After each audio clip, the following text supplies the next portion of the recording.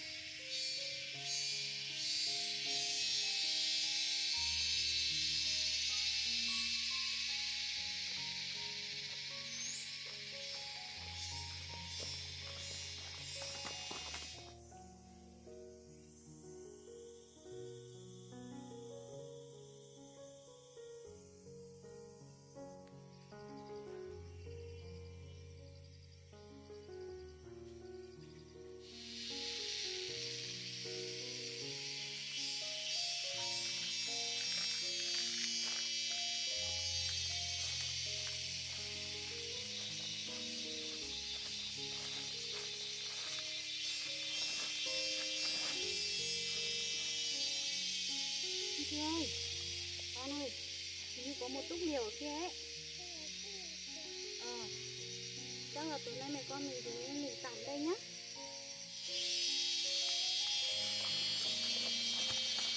Rồi mẹ con mình đi xem nào.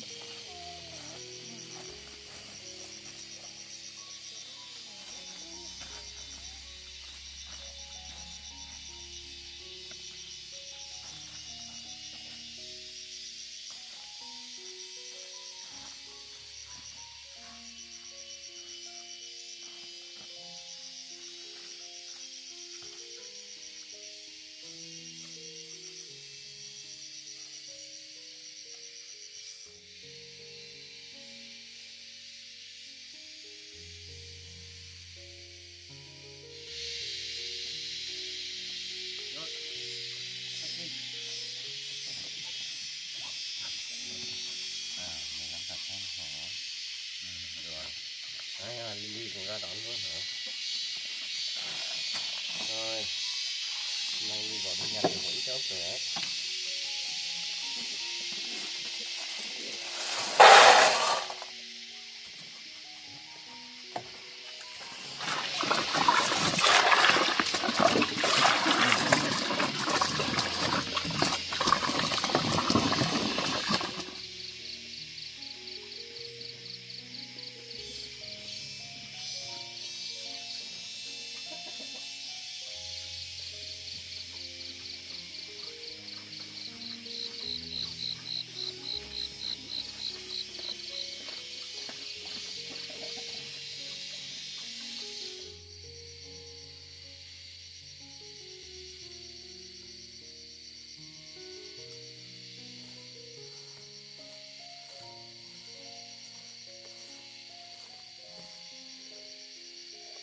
ai ở nhà không nhỉ?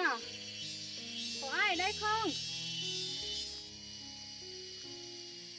Hình như không có người sống ở đây rồi con ạ. Mình thử vào kiểm tra xem nào.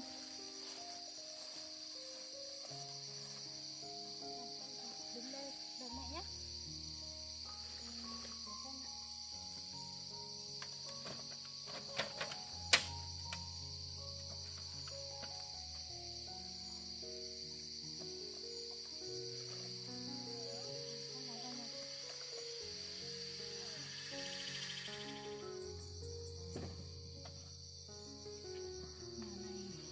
Hoang lâu rồi đấy con đấy.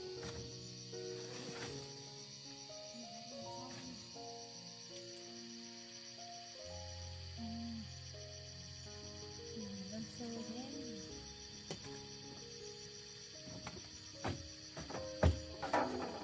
Thiếu bác sĩ không có ai ở lần có con ơi.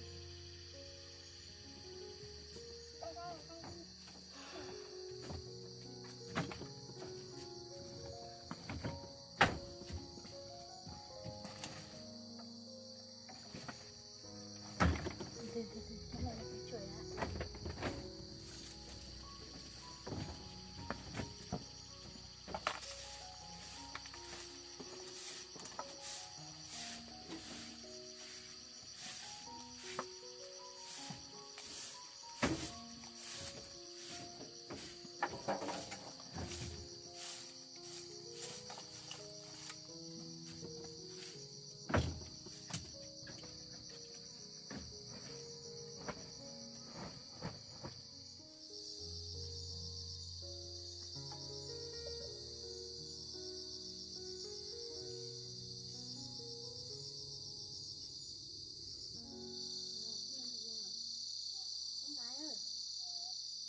Ở yên cho mẹ nhá, mẹ nó rửa ra nhá. Con cái tránh ra sao nhá.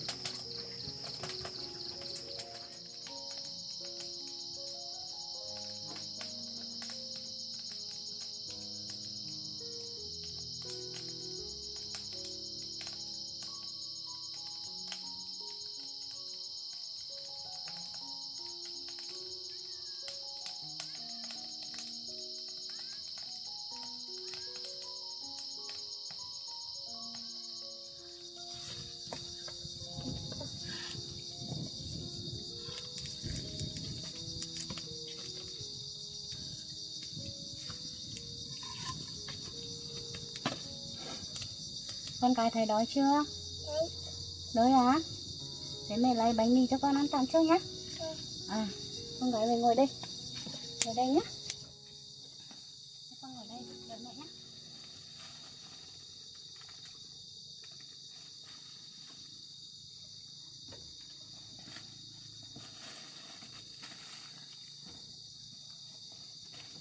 Đây, con gái cầm nước cho mẹ.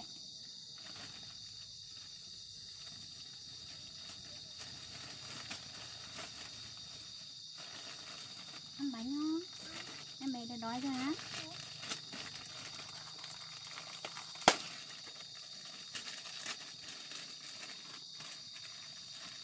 Đây, mẹ cho con gái một cái bánh. Ngon không? Ngon à? Con gái đã đói, con này ăn nhiều vào nhá. Rồi con ăn đi nhá. Mẹ đi lấy sữa cho con uống nhá. À.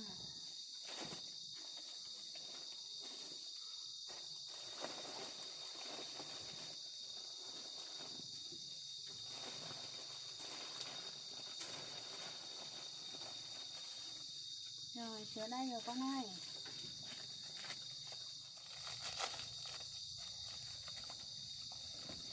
Rồi, mẹ bóc sữa cho con gái uống nhá.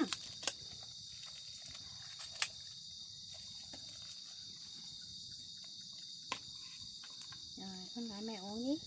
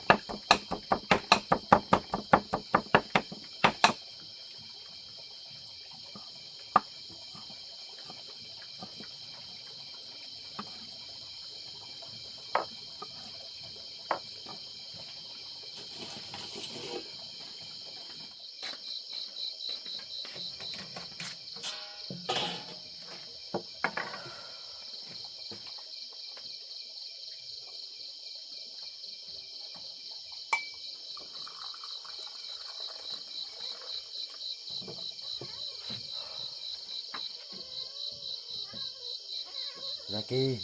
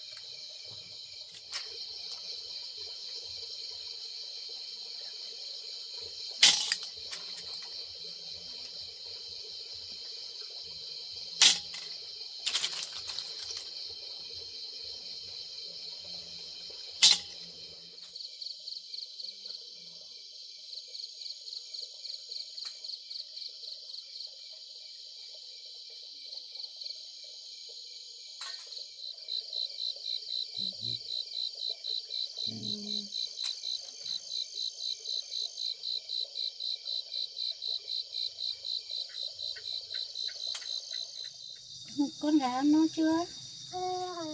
No rồi á. Ăn nhiều vào nhá, em bé mới không đói nhá. Ai cô khô con bé uống nước đi. Em mẹ cho nước con gà uống.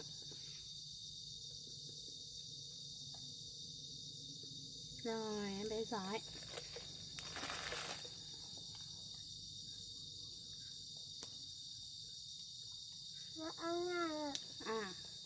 À, rồi thì uống nước vào nhá. Rồi, con gái mẹ giỏi quá.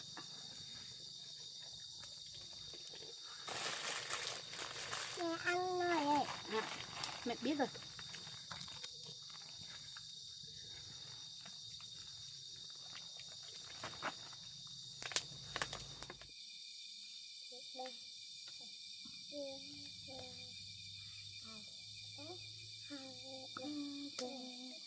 Happy birthday to you. Happy birthday to you. Happy birthday to you. Happy birthday. Happy birthday. Happy birthday to you. Rồi em bé chơi cái gì nữa? Búp bê của bố. Chơi búp bê của bố á? Xem nào, phải ở đây không? Phải ở đây không? Mẹ lấy cho con gái nhá. Ừ.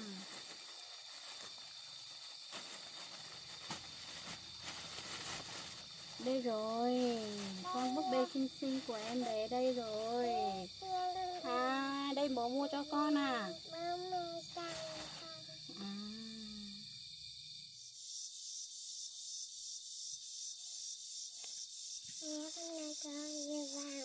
Thế à? Thế con nhờ bố triệu vàng á. Rồi, tối rồi ngày mai sáng mẹ sẽ đưa con đi bố triệu vàng nhá. Ừ.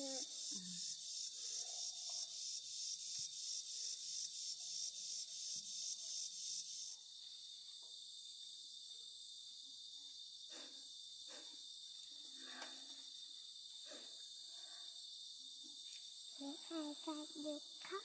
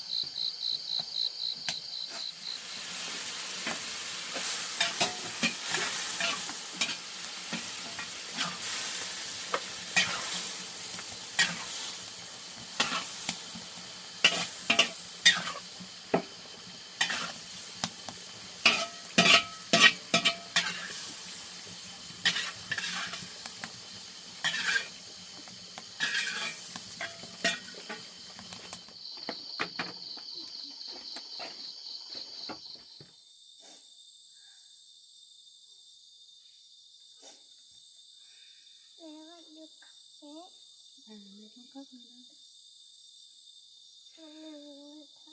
Con gái buồn ngủ nhá. Mẹ cho con đi ngủ nhá. Con sang bên này cho mẹ cởi giày đã.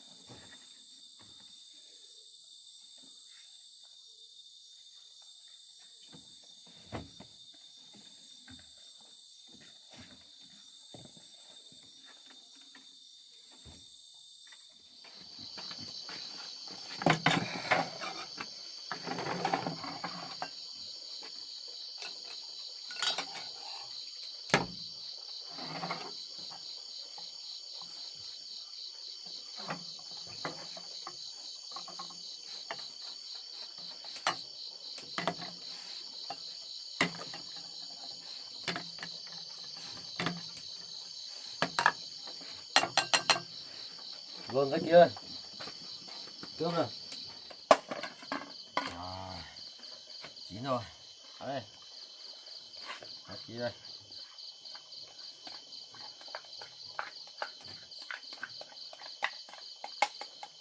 này là có vẻ ngon đấy. Lily ơi, có lịch trên đây này, ăn đây.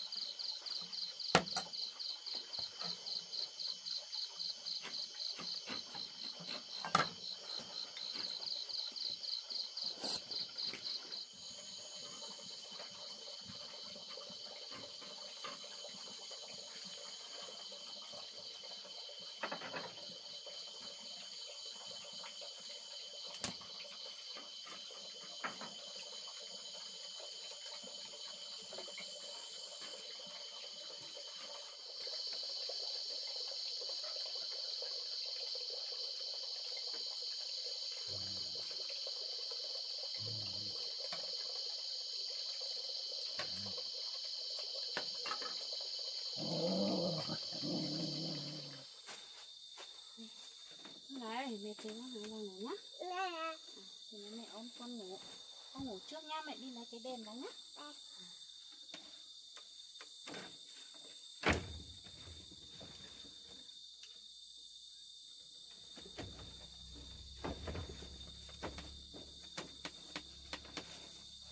Ngủ thôi nha.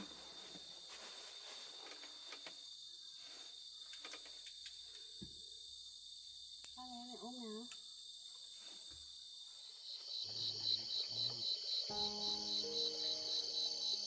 Nha, bóc con tôm để bé ăn nhé. Bóc con tôm, cái vỏ này khoan được đó nhá. Ăn cái này thôi đã. Rồi bóc thịt cá cho anh thức ăn đấy nhá.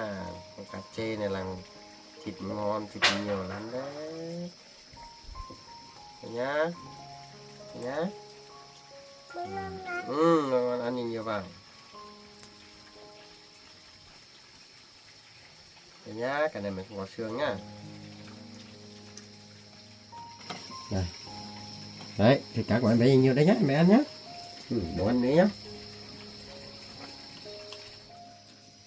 Rồi, đây là cái đồng ngon này cho con mèo. Đi ơi, ơi.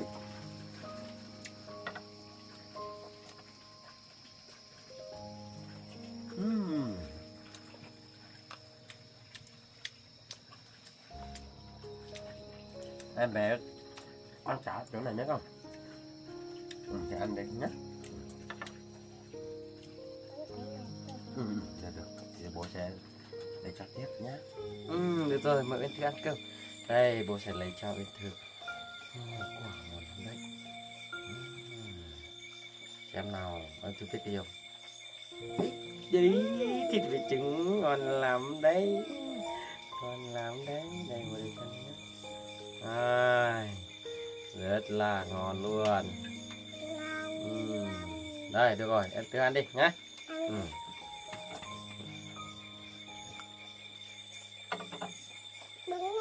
Ngon, ăn nhiều vào nhá.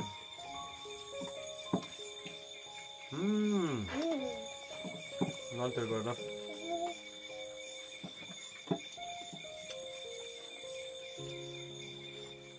Ăn được giỏi vào nhá. Ăn nó dậy. Ăn được giỏi lớn nhá. Mì này cũng ngon thật nhỉ.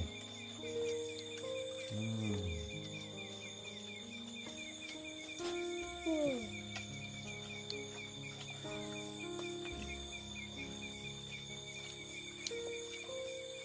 lấy thêm nữa. Đây bố lấy thêm cho con nữa nhá. Đây nhìn vào nhé. Đang đi ngọt lắm.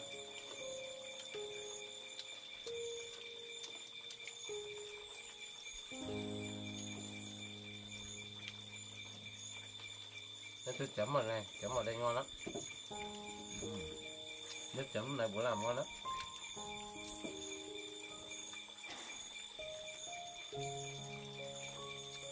Bạn ăn ăn. Ngon, ngon nhiều bạn nhé.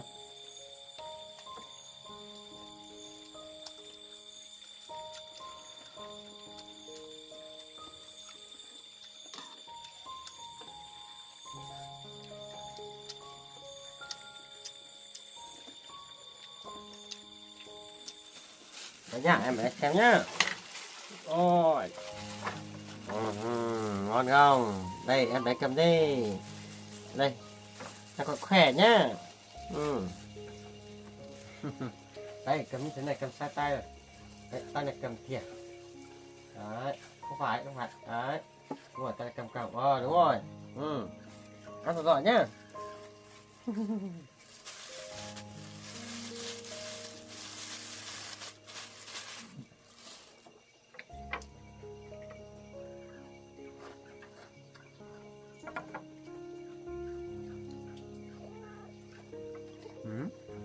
Này cho má, không chưa đủ hả? Đây, xin cho mà nè, ăn đi.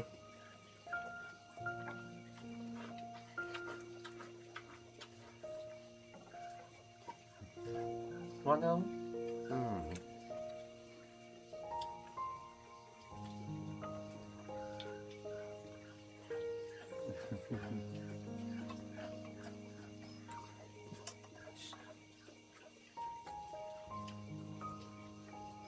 Thằng bà cao nhá, thì nhớ rách kỳ chanh đấy. Đúng rồi.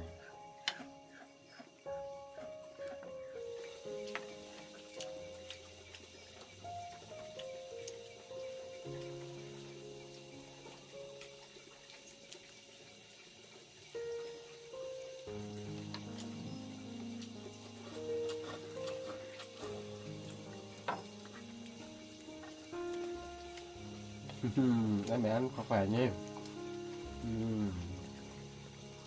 Chắc là lâu lắm em bé không được ăn con gà rồi phải không?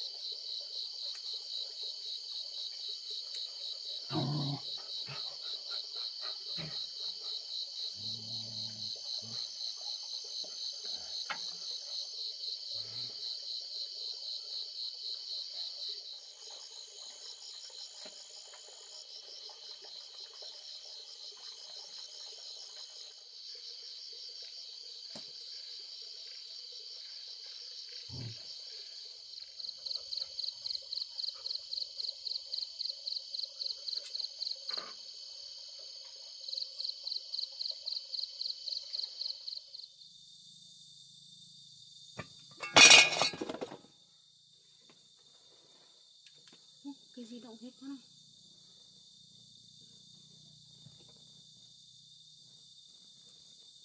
Cái gì thế nhỉ?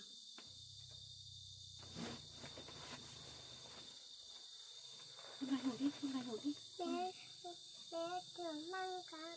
Sữa ma hả? Con ngủ, mẹ ôm con ngủ. Không có gì đâu. Chắc không có con gì đâu. Đây cho mẹ.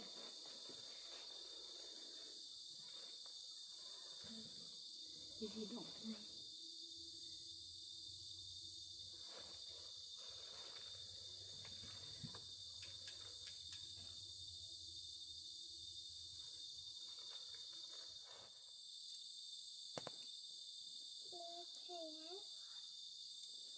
sợ lắm à? À,